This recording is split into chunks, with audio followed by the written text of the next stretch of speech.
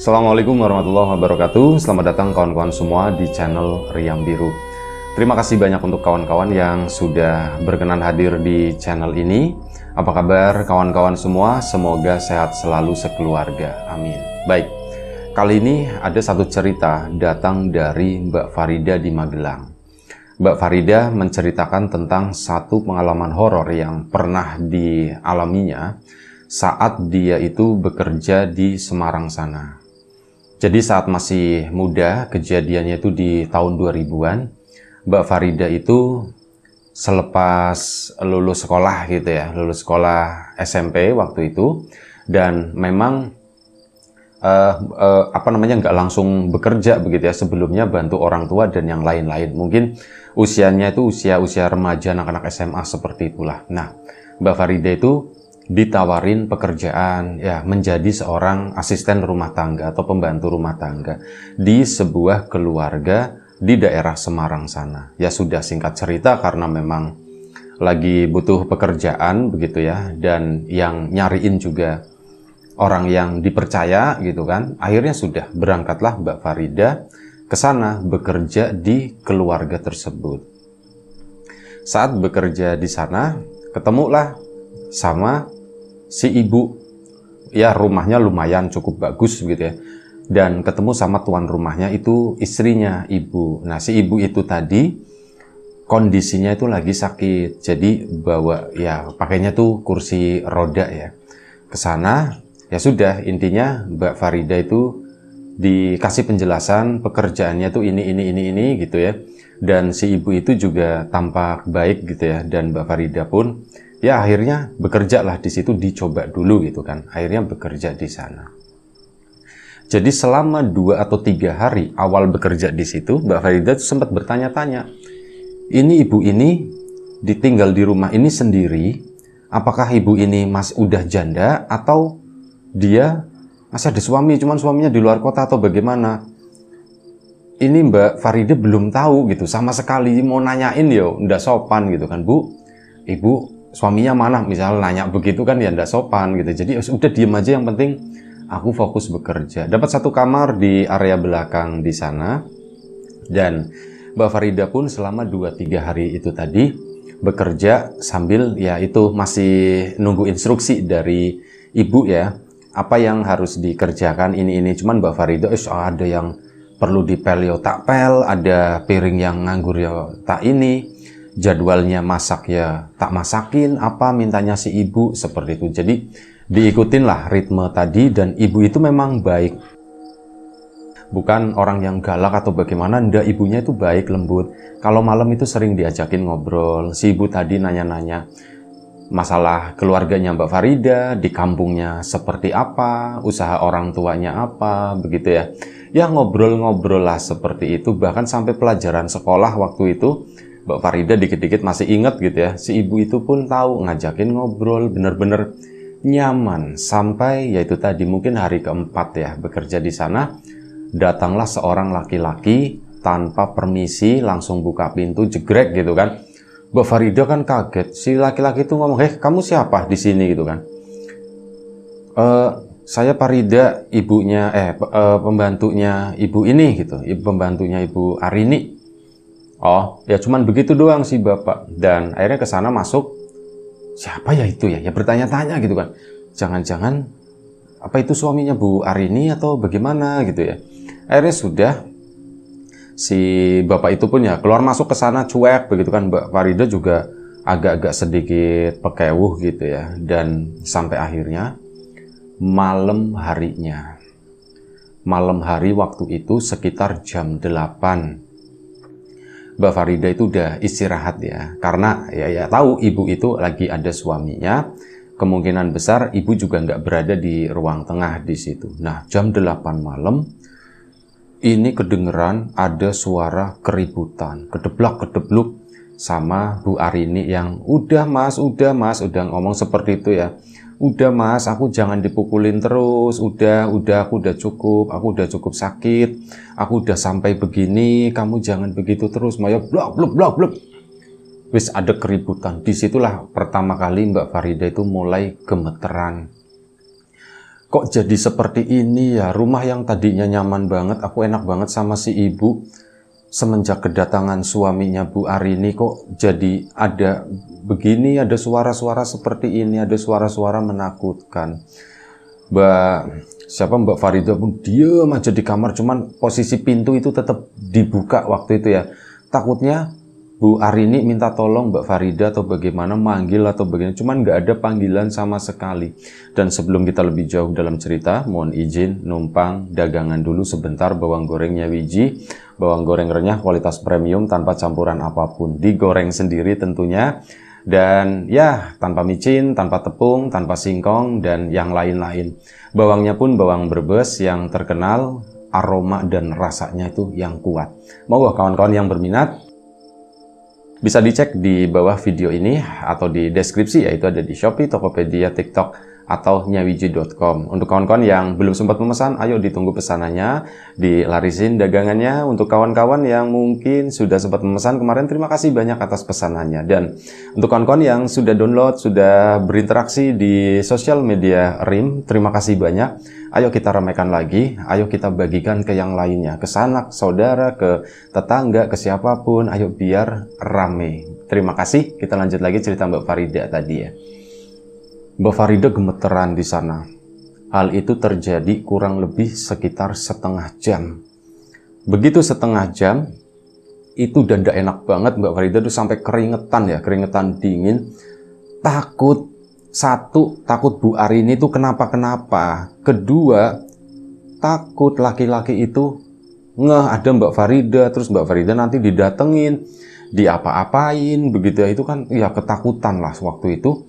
Sampai akhirnya setengah jam kemudian,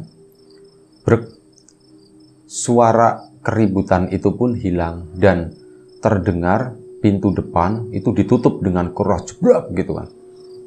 Apa si penjahat itu udah pergi gitu ya, pikirnya Mbak Farida begitu. Penjahat itu maksudnya si laki-laki suaminya Bu Arini. Apa penjahat itu udah pergi ya? Mbak Farida pun akhirnya apa? Kesana keluar kamar, nengokin Bu Arini, ya ngendap-ngendap begitu kan. Begitu udah deket, Bu Arini, Bu, dipanggil si ininya. Bu Arini nggak menjawab apapun, kamar posisinya terbuka dan Mbak Farida ke sana. Kamarnya tuh gelap dan ada kursi roda di sana. Cuman Mbak Farida masih bisa melihat ya meskipun gelap karena di ruang tengah itu kan ada cahaya. Begitu dilihat Bu Arini posisinya itu udah tergeletak di bawah. Akhirnya lampu dinyalain kan sama Bu Farida. Sama Bu Farida tadi ditolongin si Bu Arininya, dinaikin lagi ke kursi roda di sana.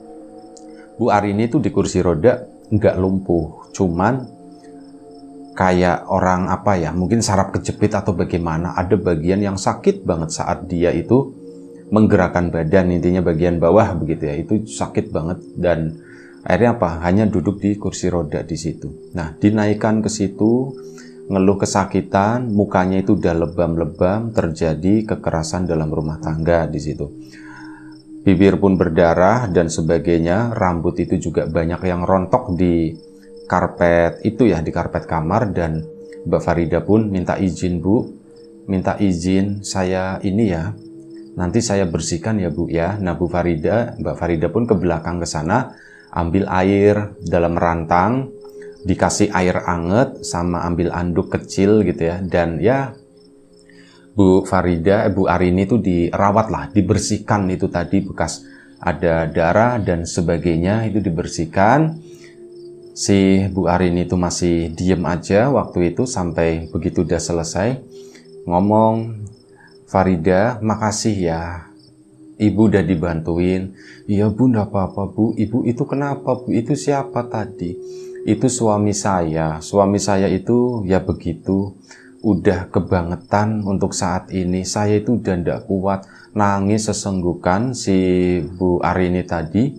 Saya udah ndak kuat diperlakukan seperti ini bertahun-tahun dan malam ini adalah puncaknya, kata si Bu Arini. Ya Mbak Farida sambil itu ngeberesin kamar ya, yang berantakan itu dirapiin, ada yang pecah-pecah diberesin, rontokan-rontokan rambut itu pun dikumpulin di atas karpet. dimasukin ke dalam satu kresek. Bu, nanti mohon izin ini saya buang di tong sampah ya Bu ya. Iya, kata Bu Arini. Maaf ya, malam-malam jadi ngerepotin kamu, ndak apa-apa Bu. Dan begitu udah dibuang, si Mbak Farida pun ngedorong Bu Arini ke ruang tengah. Karena Bu Arini minta temenin ibu ngobrol yuk, katanya begitu. Baik Bu, akhirnya apa ke tengah sana. Ya, Mbak Farida duduk di situ. Pertama duduknya di bawah, cuman kamu duduknya jangan di bawah. Itu ada sofa, ada kursi. Kamu duduk di situ Bu, tapi aku ndak enak. Ndak apa-apa, kata Bu. Akhirnya apa, duduklah di sofa di sana. Bu Arini itu cerita, ya intinya mengenai suaminya itu tadi. Saya dulu adalah perempuan yang, ya boleh dibilang perempuan yang hidupnya itu bahagia dengan suami. Meskipun ya kami dikaruniai seorang anak, dan ya anak kami sekarang hidupnya itu jauh di luar negeri, katanya. Oh begitu Bu. Dan tidak tahu belakangan selama 4-5 tahun ke belakang suami saya itu berubah.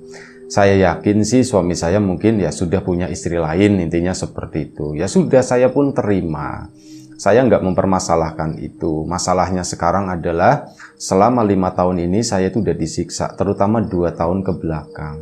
Saya dibuat seperti ini, saya dibuat hanya duduk di kursi roda. Ya cerita begitu kan. Cuman Mbak Farida itu posisinya tidak berani nanya, dia itu hanya mendengarkan saja. Saya dibuat seperti ini. Menurut kamu siapa yang buat saya seperti ini? Itu adalah suami saya sendiri, kata Bu Arini.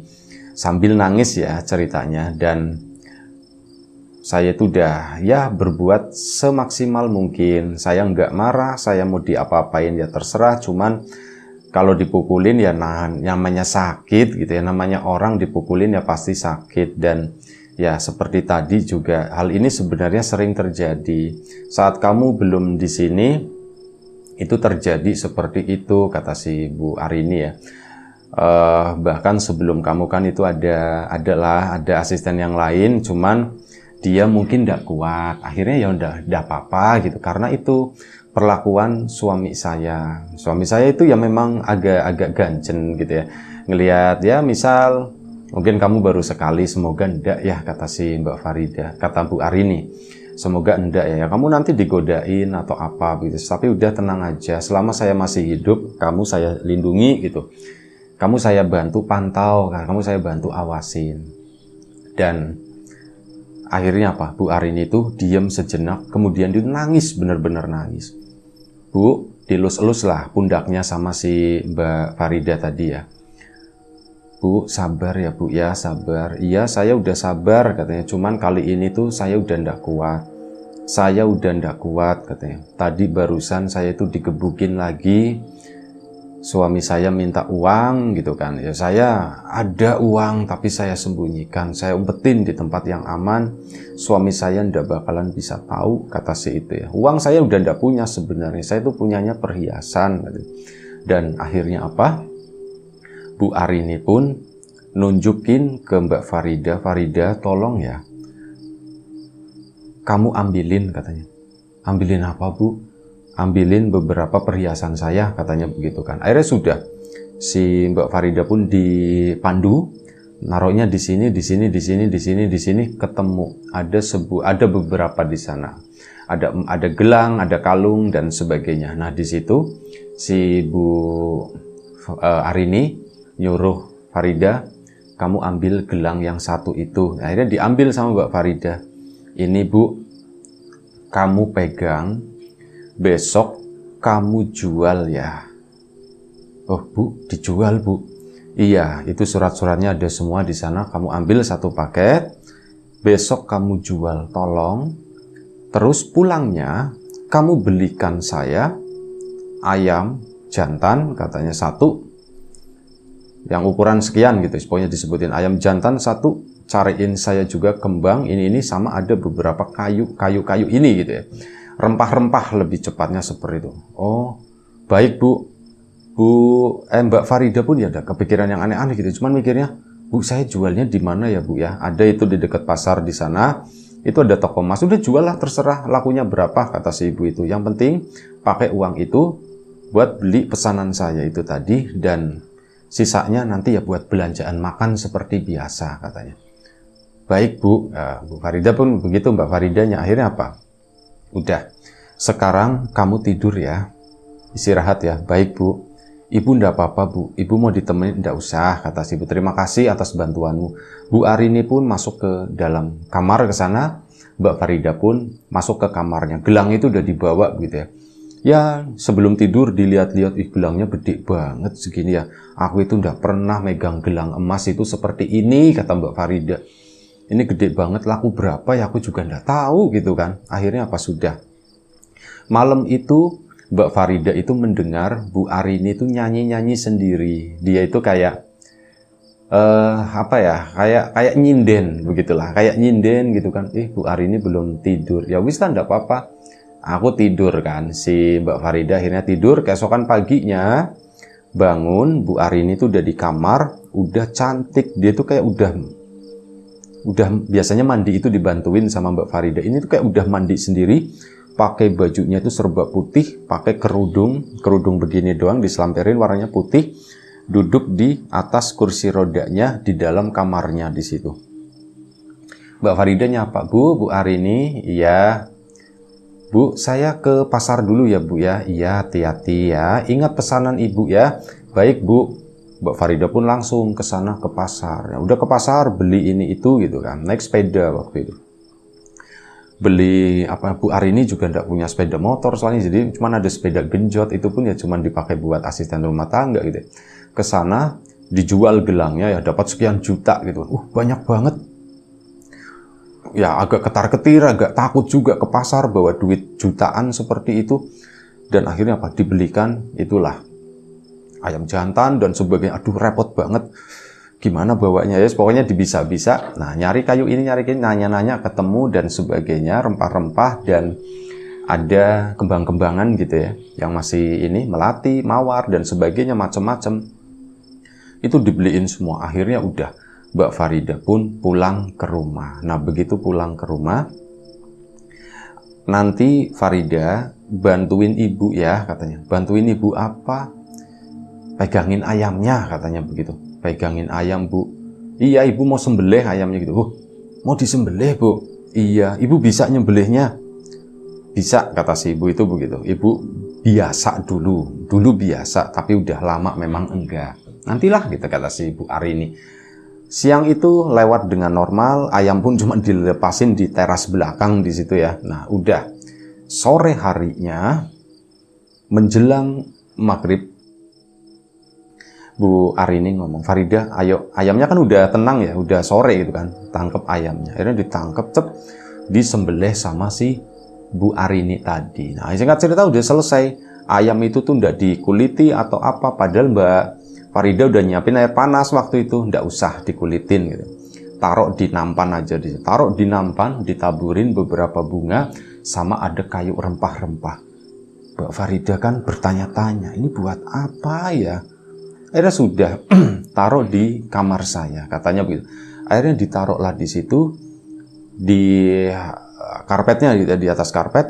Bu Arini pun waktu itu duduk gitu ya. Dan Mbak Farida pun keluar, permisi saya ya Bu ya, kalau Ibu butuh apa-apa panggil saya aja. Iya, kata Bu Arini. Dan ternyata itu tadi Bu Arini itu melakukan satu ritual. Dan ritualnya itu dilakukan memang masih sore hari ya, jadi selepas maghrib lah, mungkin sekitar jam 6:30. Mbak Farida pun habis makan waktu itu. Nah, udah selesai makan, nengokin Bu Arini itu lagi apa sebenarnya. Itu di kamar kayak lagi duduk, dan dia tuh udah kayak jadi seorang penyihir, kata si Mbak Farida. Dia pakai gaunnya itu dari pagi yang putih itu belum diganti, dan baunya itu wangi banget sih itu Bu Arini. Hari ini tuh beda pokoknya. Aku itu antara kagum dan serem. Bu Arini dengan pakaian seperti itu katanya cantik banget. Di usianya ya, yang mungkin udah 50 sekian gitu, tapi masih cantik. Cuman ya itu, bau wanginya dan apanya itu yang bikin serem, kata si ini, Mbak Farida. Dan ya itu, kayak melakukan ritual lah intinya di situ. Mbak Farida kan beberapa kali nengok, ibu masih di sana. Ditengok lagi, ibu masih di sana. Dan Farida sini, kata si ibu, akhirnya dipanggil. Mbak Farida pun akhirnya datang gitu kan. Dan begitu datang, kamu duduk di sini aja ya, nemenin ibu katanya. Baik bu. Nah disitulah menyaksikan Bu Farida itu mulutnya komat kamit, tidak tahu baca apaan. Dan itu kan ada beberapa lilin di sana. Lilin pun ya kayak gitu ya, bergerak-gerak, lampu dimatikan segala macam. Pokoknya bener-bener kayak melakukan ritual. Sampai akhirnya itu apa? Ada pisau kecil di sana, diambil sama Bu Farida. Dan pisau itu dipakai untuk memotong lehernya si ayam itu sampai putus. Tadi kan belum ya, habis disembelih biasa.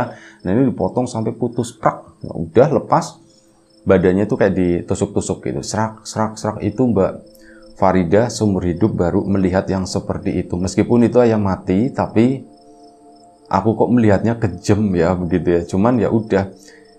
Dan mukanya Bu Arini itu beda banget. Itu muka yang menyeringai gitu. Sebelumnya itu kan teduh, sedih, sendu gitu ya lebih tepatnya.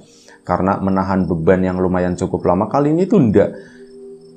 Mukanya Bu Arini itu menyeringai di itu ya, cahaya-cahaya lilin itu mukanya tuh kelihatan gitu.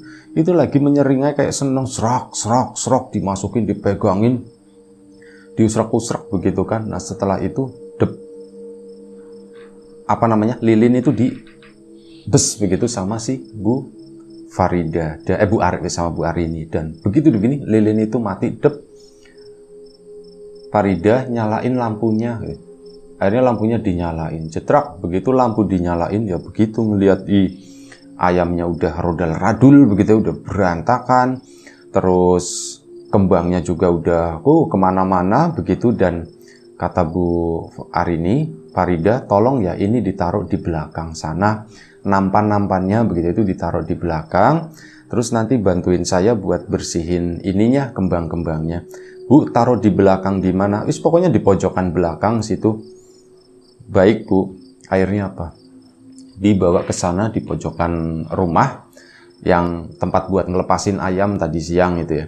Nah ditaruh di situ. Ini kembang-kembang sisa-sisanya dibersihkan. Dan udah, Mbak Farida kan penasaran banget ya waktu itu, Bu.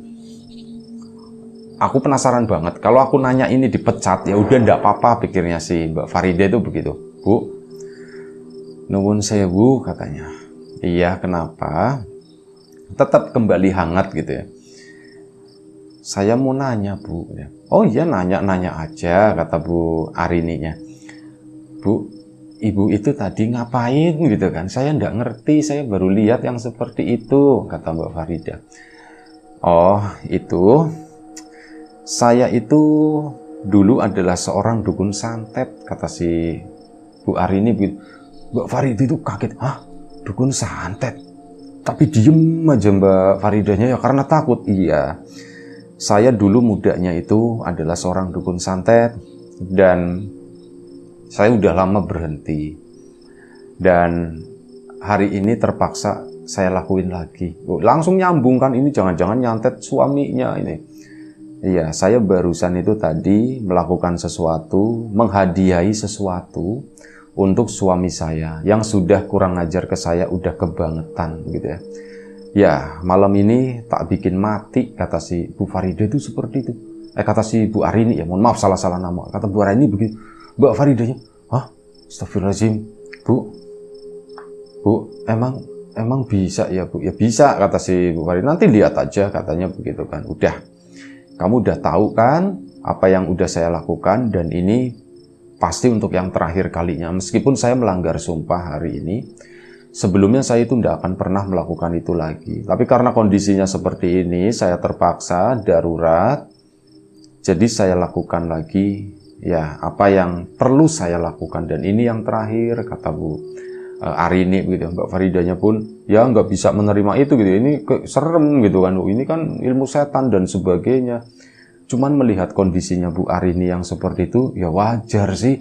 Bu Arini itu nggak punya senjata apa-apa selain itu gitu. Akhirnya apa? Udah selesai ngobrol-ngobrol seperti biasa. Bu Arini itu pun ganti pakaian gitu ya. Ganti pakaian biasa lah. Pakaian buat tidur, pakai daster dan sebagainya. Dibantuin sama Mbak Farida.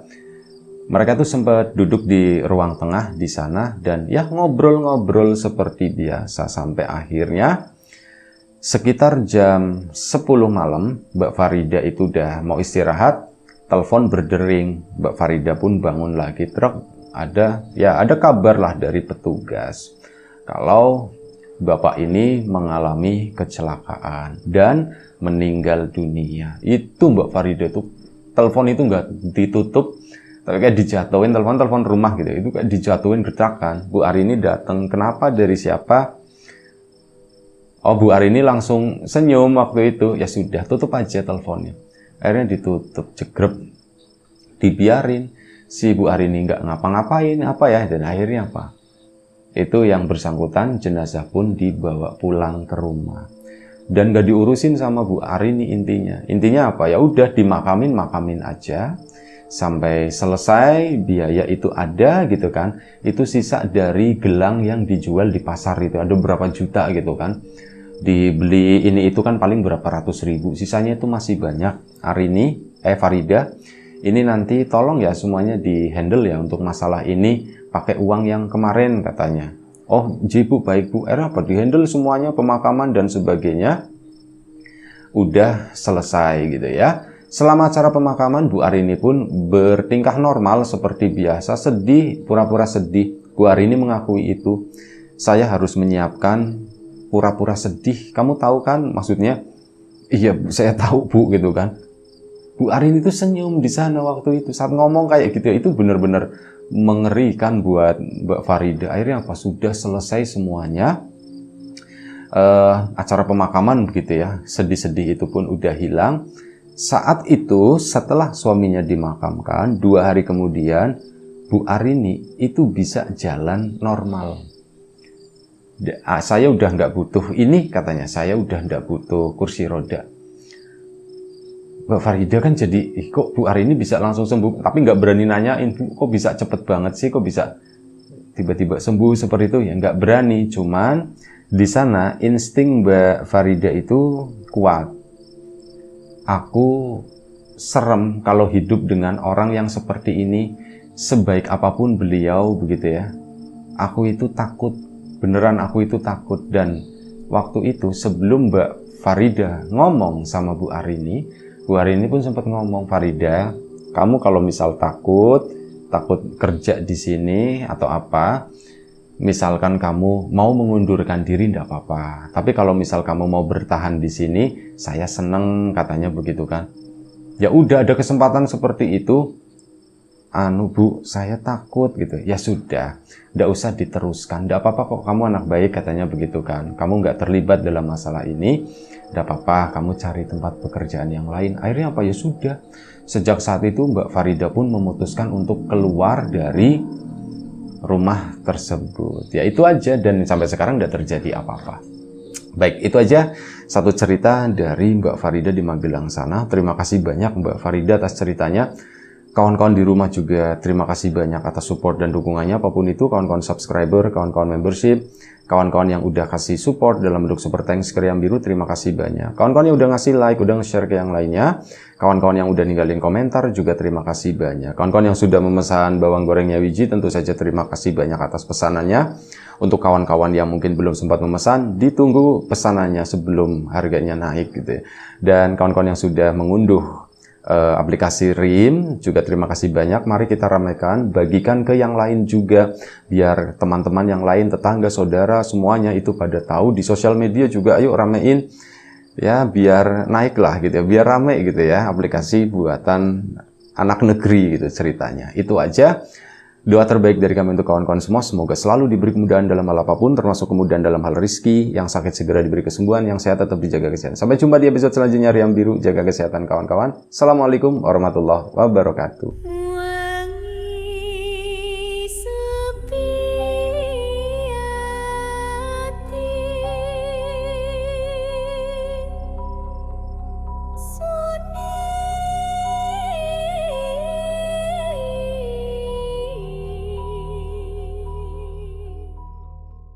Jadi, tunggu apa lagi? Unduh RIM sekarang juga di App Store dan Play Store. Mulai berbagi kebahagiaan dengan teman-temanmu. Connect, share, and gift.